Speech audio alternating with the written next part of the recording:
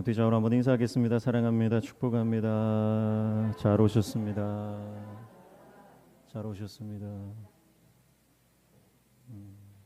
손을 모아서 하나님께 고백하겠습니다. 주님 감사합니다. 주님 미안합니다.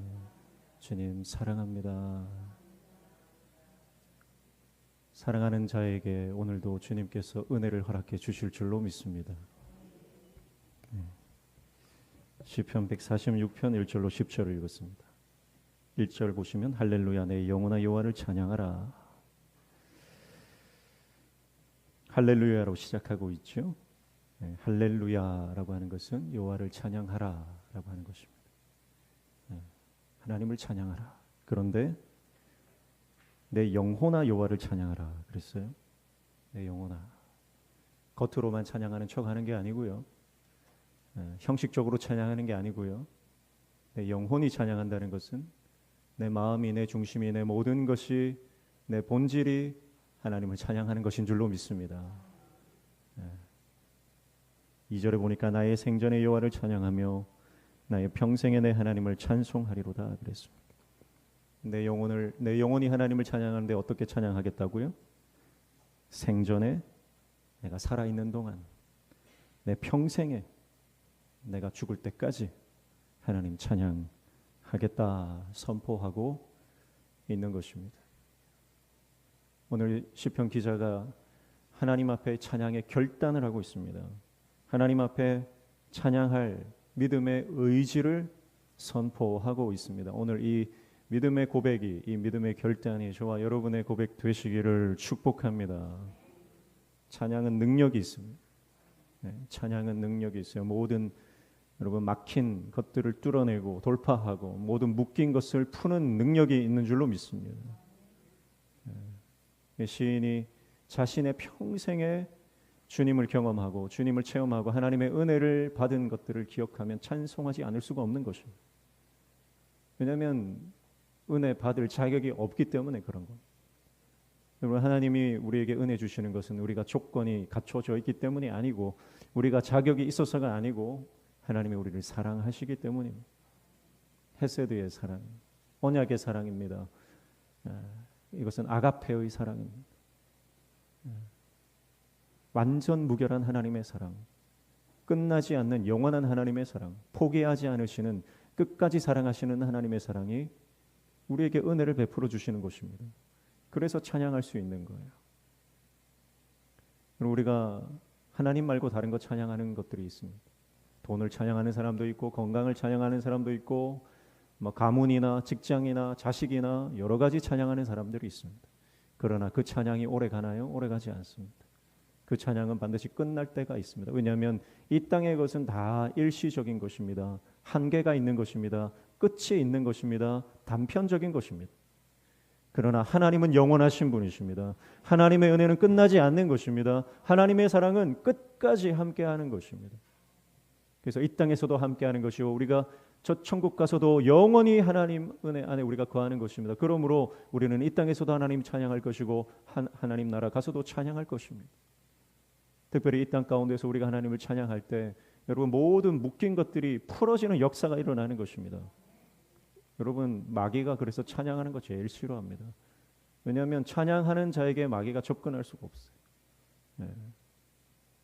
한 길로 왔다가 7길로 도망가 버립니다. 그 안에 진정한 찬양의 능력이 있는 사람에게 여러분 잠깐 와서 두려움을 주고 잠깐 와서 그 마음을 흔들어 놓을 줄 모르지만 찬양할 때 모든 두려움이 물러가는 줄로 믿습니다.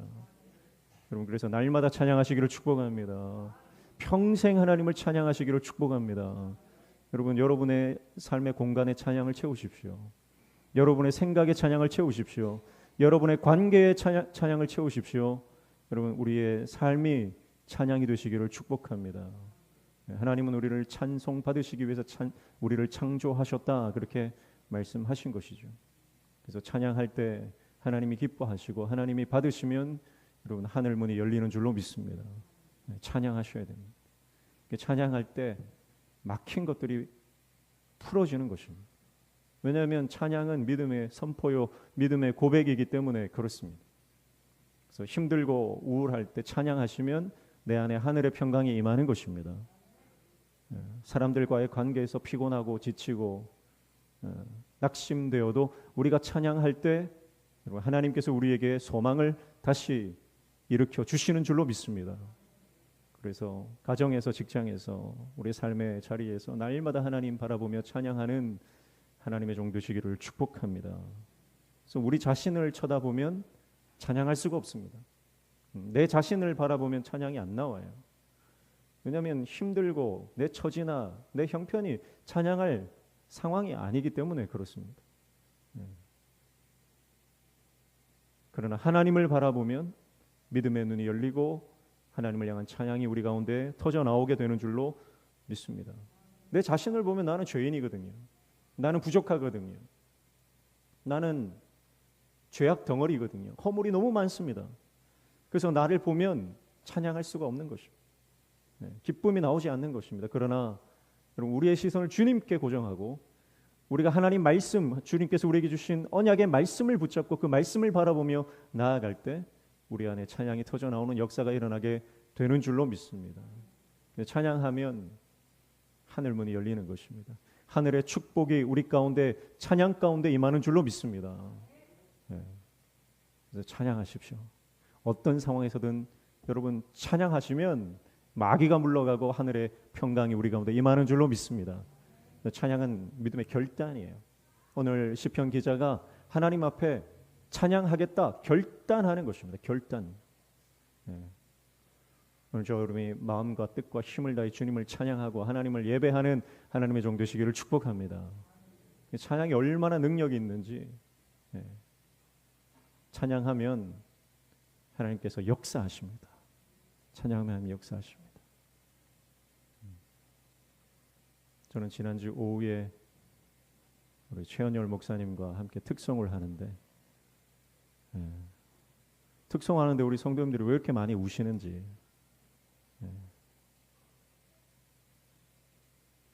하나님께서 그 찬양을 기뻐하신다는 생각을 하게 되었습니다. 제가 기도하는 가운데, 제가 4대 목사 아닙니까? 명신교회 4대 목사로 부임을 했는데 제 꿈이 1대 목사님은 천국 가셨으니 이 땅에 아직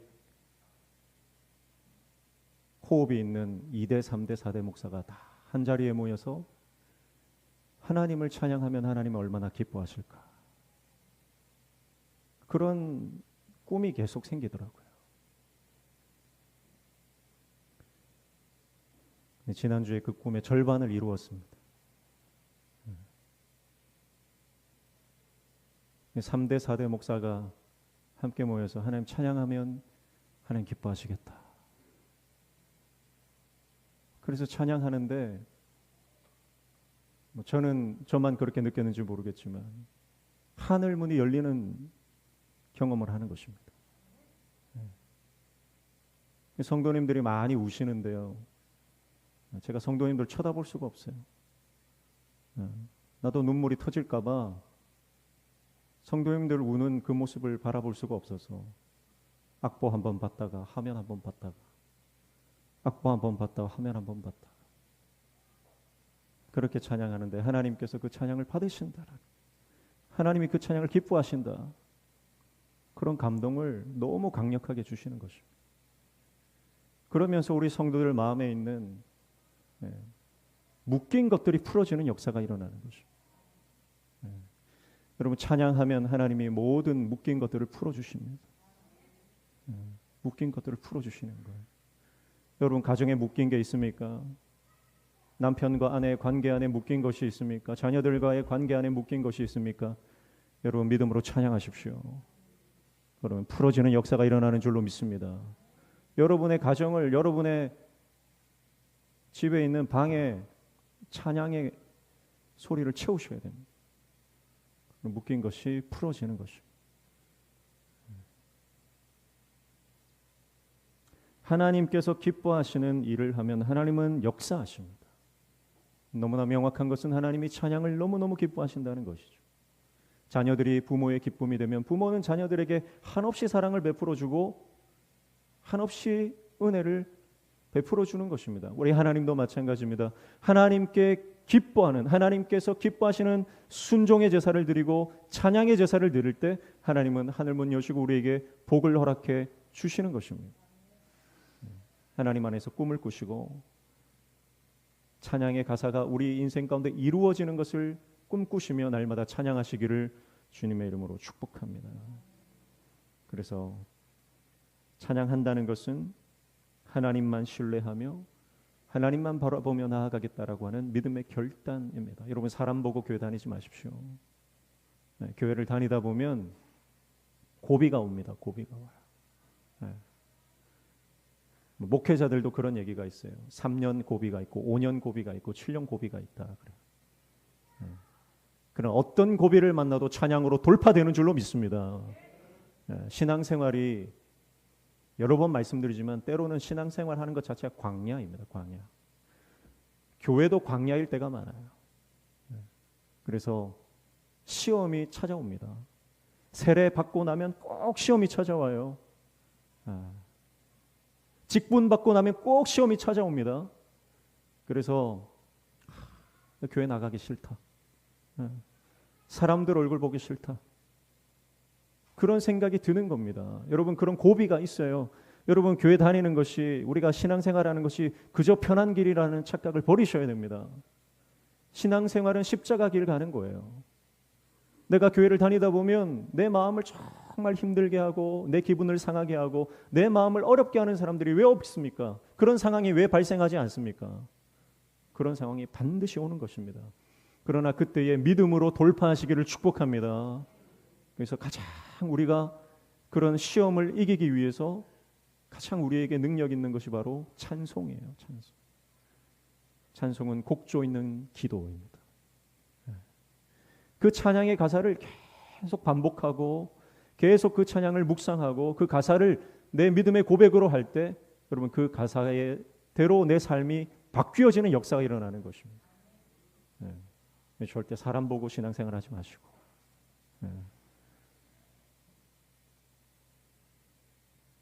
목사가 마음에 안 들어서 교회를 떠난다. 그런 분들이 종종 있습니다.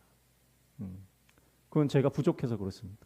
어쩔 수 없습니다. 그러나 여러분, 그 이유는 잘못된 거예요. 교회를 떠나는 이유는 한 가지여야 합니다. 하나님이 가라고 하시면 가는 겁니다. 하나님이 너 이제 여기서 사명 다 됐다. 본토 친척 아비 집을 떠나라. 하나님이 말씀하시면 내가 여기 붙어 있고 싶어도 가야 되는 것입니다. 그러나 하나님이 여기가 네 자리고 여기가 너희 사명의 자리인데 하나님이 사명을 여기에 두셨는데 내가 기분 나빠서 떠나고 내가 사람이 마음에 안 들어서 떠나고, 여러분, 이것은 다 악한 영이 주는 생각입니다. 여러분, 잘 분별하시기를 축복합니다. 그래서 여러분, 우리가 믿음으로 찬양할 때 분별하게 되는 것입니다. 내가 내 생각에 사로잡혀 있고 내 감정에 사로잡혀 있고 내 기분에 사로잡혀 있으면 분별되지 않습니다. 그러나 우리가 하나님 앞에 믿음으로 찬양할 때 영안이 열려집니다. 여러분, 게하시가 영안이 열려있지 않다가 엘리사가 기도해 주니까 그의 영안이 열리잖아요. 여러분, 기도하면 영안이 열리는 것입니다. 찬양은 곡조 있는 기도이기 때문에 찬양할 때 여러분, 내가 찬양할 상황이 아니라도 믿음으로 결정하고 하나님 앞에 찬양하면 영안이 열려버려요. 그러면 하나님이 지금 나에게 무엇을 기뻐하시는지, 내가 지금 뭘 해야 되는지, 누구를 만나야 하는지, 어떤 사명을 감당해야 하는지, 어떻게 섬겨야 하는지, 어떻게 헌신해야 하는지, 내가 누구를 용서하고 내가 누구를 사랑하고 내가 어떻게 주님을 섬겨야 하는지 보이는 줄로 믿습니다. 여러분, 그게 하나님 사명이에요. 하나님께서 우리에게 사명 주시는데 여러분, 우리가 깨닫지 못하고 사명 감당하지 않으면 천국 가서 부끄러운 거예요. 하나님께서 용서하라 하셨어요. 하나님께서 묶인 거 풀라고 하셨어요. 하나님께서 헌신하라고 하셨습니다. 그런데 내 기분이, 내 감정이, 내 고집이 하나님의 명령을 불순종하고 예수 믿으니까 천국은 갑니다. 그런데 천국 가서 사명 감당한 자에게 주시는 그 의의 면류관이 없는 겁니다.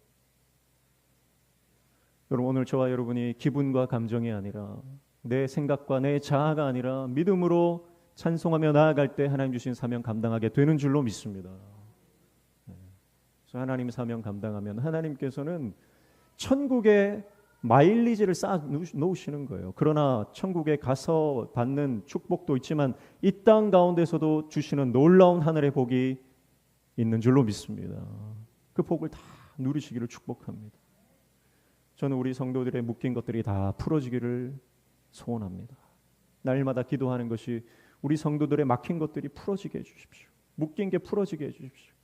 건강의 문제, 재정의 문제, 관계의 문제, 정서적으로, 감정적으로 모든 묶여진 것들이 있단 말이에요.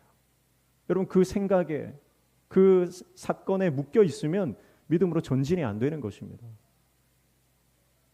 그러나 믿음은 상황을 초월하는 것이고 문제를 돌파하는 것인 줄로 믿습니다. 그래서 사단이 아무리 우리를 공격해도요, 우리가 믿음으로 찬양하며 나아가면 우리는 영적인 놀라운 권능을 경험하며 생명력과 권능으로 이 땅을 살아가게 되는 줄로 믿습니다. 그래서 사명자가 되는 거예요. 사명자.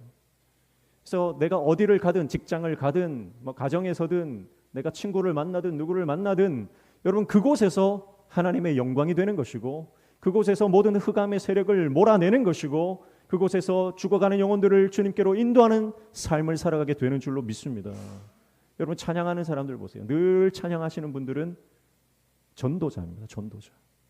그래서 늘 찬양하시고 늘 하나님 말씀 붙들고 기도하고 찬양하시는 분들은 보면 항상 전도하고 계세요. 전도하고 계세요.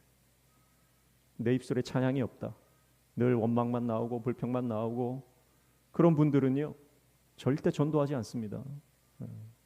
왜냐하면 내 안에 기쁨이 없는데, 내 안에 예수가 없는데 어떻게 전도하겠습니까?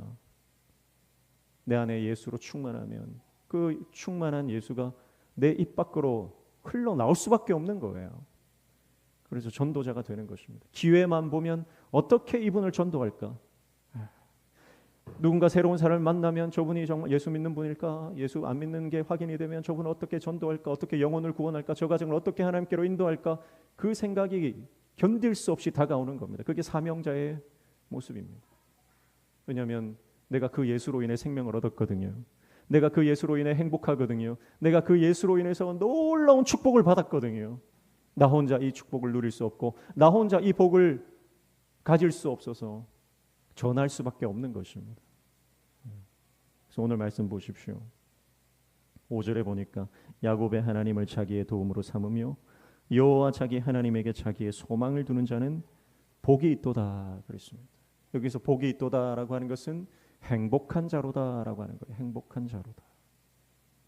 여러분 하나님이 우리의 삶의 소망이 되실 때 우리는 행복한 인생이 되는 줄로 믿습니다. 하나님이 우리의 소망이 될 때 우리는 행복한 인생이 되는 거예요. 돈이 소망인 사람은요 그 돈 때문에 망하는 것입니다. 돈을 쫓는 사람은요 돈도 잃고 건강도 잃고 사람도 잃고 다 잃는 거예요. 돈을 쫓으면 돈 때문에 망하는 것입니다. 그러나 하나님 중심으로 살고 하나님이 우리의 소망이 되시면 하나님께서 우리에게 참된 행복을 허락해 주시는 것입니다. 그래서 돈을 쫓아다니는 인생이 아니라 돈이 쫓아오게 만드는 인생을 하나님께서 허락해 주시는 것입니다. 돈 벌려고 사람들이 길을 쓰고 돈 되는 길만 따라갑니다. 그러나 아무리 따라가도 나중에 돌아놓고 보면 다 빈손이에요. 빈털털이에요. 그러나 여러분 우리가 하나님 쫓아 살면, 말씀 쫓아 살면 하나님께서 우리에게 섬길 수 있는 재정도 부어주시고 헌신할 수 있는 여건도 부어주시고 건강도 허락해 주시고 이 땅 가운데 하나님의 사명자로 살 수 있도록 능력과 권능을 허락해 주시는 줄로 믿습니다. 그래서 하나님이 소망이시니 하나님은 영원하시고 동일하시고 신실하시고 그러니 그 소망이 흔들리지 않는 것이죠.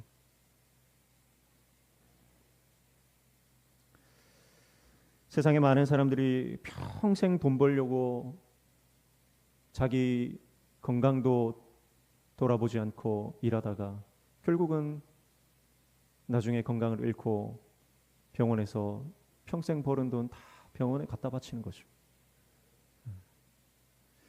여러분 건강이 있을 때 하나님을 섬기고 재정이 있을 때 하나님 나라를 위해서 헌신할 수 있는 저와 여러분 되시기를 축복합니다. 예레미야가 1장 11절 말씀에 보니까 그 모든 백성이 생명을 이으려고 보물로 먹을 것을 바꾸었다 그랬어요. 여러분, 보물로 먹을 걸 바꾸었다. 집안에 가보가 있는데 먹을 거하고 바꾸는 겁니다. 얼마나 먹을 게 없으면 그렇게 했겠습니까? 그러나 이것은 영적으로요, 영원한 가치, 하나님 나라의 가치, 영원한 생명, 영생, 구원이라고 하는 이 영적인 것을 세상 돈이나 세상 명예나 세상 권력을 위해서 다 갖다 팔아먹었다 이 말이에요. 여러분, 그것만큼 어리석은 인생이 어디 있습니까? 세상의 성공과 세상의 부와 명예를 위해서 영생의 가치를 팔아먹지 않는 저와 여러분 되시기를 축복합니다. 진짜 중요한지 뭔지를 알아야 됩니다. 진짜 중요한 게 뭔지를 알아요. 축복합니다. 오늘 우리 인생에 하나님 은혜보다 소중한 것은 없다는 것이 깨달아지시기를 축복합니다. 하나님 은혜보다 소중한 게 없습니다. 그래서 사람을 의지하지 않고 오직 하나님만 의지하겠다 시인은 그렇게 고백합니다. 3절에 보니까 귀인들을 의지하지 말며 도울 힘이 없는 인생도 의지하지 말라 그랬습니다. 귀인들, 여기서 귀인들은 누구죠? 힘 있는 사람들, 지위와 권세와 부를 가진 사람들, 이 사람들을 귀인이라고 지칭을 하고 있는데, 이 3절을 원어적으로 보니까 이런 고백이에요. 세상 사람들이 귀인이라고 여기는 그 사람들은 아무런 도울 힘이 없는 인생이다, 이런 뜻이에요. 도울 힘이 없다, 자기 스스로 구원하지 못하는 한계를 가진 인생이다라고 하는 것입니다. 사랑하는 성도 여러분, 오직 구원은 하나님께만 있는 줄로 믿습니다. 그래서 우리가 누구를 의지합니까? 하나님만 의지하는 것입니다. 하나님 의지할 때 여러분, 우리 인생 가운데 놀라운 하늘의 소망과 은혜가 임하는 줄로 믿습니다.